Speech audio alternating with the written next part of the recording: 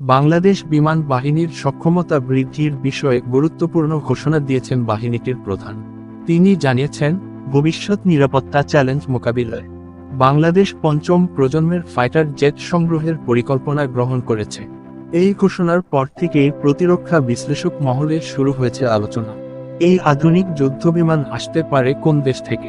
প্রাথমিকভাবে আলোচনায় রয়েছে চীন ও তুরস্কের নাম। প্রথমে জানা যাক, পঞ্চম প্রজন্মের ফাইটার জেট বলতে ঠিক কি বোঝায়। পঞ্চম প্রজন্মের ফাইটার জেট হলো এমন যুদ্ধবিমান যেগুলোতে রয়েছে স্টেলথ প্রযুক্তি, উন্নত রাডার ব্যবস্থা, সেন্সর ফিউশন এবং নেটওয়ার্ক কেন্দ্রিক যুদ্ধ পরিচালনার সক্ষমতা। এই বিমানগুলোর শত্রুর রাডারে ধরা পড়ার আগেই টার্গেট শনাক্ত ও আঘাত হানতে পারে। আধুনিক আকাশযুদ্ধে এটি একটি বড় সুবিধা হিসেবে বিবেচিত। বিমান বাহিনীর প্রধান তার বক্তব্যে বলেন, আঞ্চলিক ও বৈশ্বিক নিরাপত্তা পরিস্থিতির দ্রুত পরিবর্তন হচ্ছে। এই বাস্তবতায় দেশের আকাশসীমা সুরক্ষিত রাখতে ভবিষ্যৎ প্রস্তুত সক্ষমতা অর্জন জরুরি। প্রতিরক্ষা বিশেষজ্ঞরা বলছেন, দক্ষিণ এশিয়ায় সামরিক আধুনিকায়নের গতি বেড়েছে। নতুন প্রজন্মের যুদ্ধবিমান, ড্রোন প্রযুক্তি এবং উন্নত এয়ার ডিফেন্স সিস্টেম সব মিলিয়ে আকাশযুদ্ধের ধরন বদলে যাচ্ছে।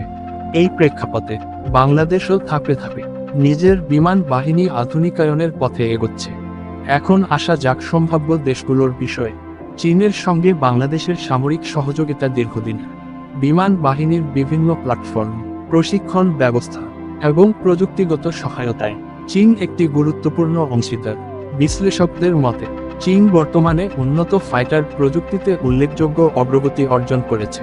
স্টেলথ সক্ষমতা ও আধুনিক যুদ্ধ ব্যবস্থাপনা চীনা প্ল্যাটফর্মগুলোর বড় বৈশিষ্ট্য।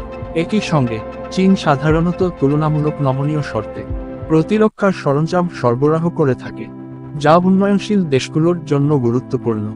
অন্যদিকে তুরস্ক দ্রুতগতিতে একটি শক্তিশালী প্রতিরক্ষা শিল্প গড়ে তুলেছে। বিশেষ করে ড্রোন প্রযুক্তিতে তুরস্কের সাফল্য আন্তর্জাতিকভাবে স্বীকৃত। বর্তমানে তুরস্ক নিজস্ব আধুনিক ফাইটার প্রকল্প নিয়ে কাজ করছে, যা ভবিষ্যতে পঞ্চম প্রজন্মের সক্ষমতা অর্জনের লক্ষ্যে এগোচ্ছে। প্রতিরক্ষা বিশ্লেষকদের মতে, তুরস্কের সঙ্গে সহযোগিতার ক্ষেত্রে প্রযুক্তি হস্তান্তর ও যৌথ প্রশিক্ষণের সুযোগ বাংলাদেশের জন্য একটি গুরুত্বপূর্ণ দিক হতে পারে। তবে সংশ্লিষ্ট সূত্রগুলো জানাচ্ছে, এখনও চূড়ান্ত কোনো সিদ্ধান্ত নেওয়া হয়নি। এটি একটি দীর্ঘমেয়াদী পরিকল্পনা, যেখানে আর্থিক সক্ষমতা, প্রযুক্তিগত প্রস্তুতি এবং অবকাঠামো উন্নয়ন সবকিছু বিবেচনায় নেওয়া হচ্ছে। বিমান বাহিনীর প্রধানও জানিয়েছেন, এই সক্ষমতা অর্জন করা হবে ধাপে ধাপে। প্রথমে পরিকল্পনা ও প্রস্তুতি, তারপর প্রশিক্ষণ ও অবকাঠামো উন্নয়ন, সবশেষে নতুন ফাইটার জেট সংযোজন। বিশেষজ্ঞরা মনে করছেন, এই উদ্যোগ বাস্তবায়িত হলে বাংলাদেশ বিমান বাহিনীর সক্ষমতা নতুন উচ্চতায় পৌঁছাবে। সব মিলিয়ে বলা যায়, পঞ্চম প্রজন্মের ফাইটার জেট সংগ্রহের ঘোষণা বাংলাদেশের প্রতিরক্ষা পরিকল্পনায় একটি গুরুত্বপূর্ণ দিক নির্দেশ করে। চীন হোক বা তুরস্ক, চূড়ান্ত সিদ্ধান্ত যাই হোক না কেন, বাংলাদেশের লক্ষ্য স্পষ্ট: নিজের আকাশসীমা সুরক্ষায় ভবিষ্যৎ প্রস্তুত থাকা।